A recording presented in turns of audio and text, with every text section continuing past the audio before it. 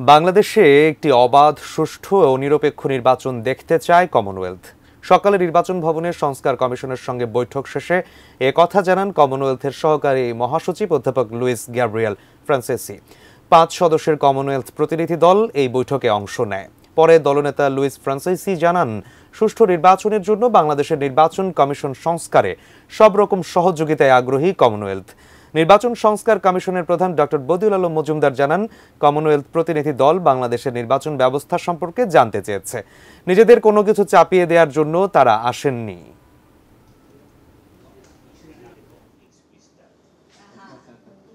আমাদের নির্বাচনী ব্যবস্থা সম্পর্কে তারা জানতে আগ্রহী এবং আমাদের সাথে অনেক কিছু মতামত আদান প্রদান হয়েছে। তো ওনারা চাচ্ছেন যে আমাদের দেশে একটা সুষ্ঠু নিরপেক্ষ নির্বাচন হোক। Always yearning and looking for free, fair and transparent elections. I think that's the lesson. That's where we can bring the experience from other countries to help, and that's the experience Bangladesh will have to help other countries as well. I think that's the target.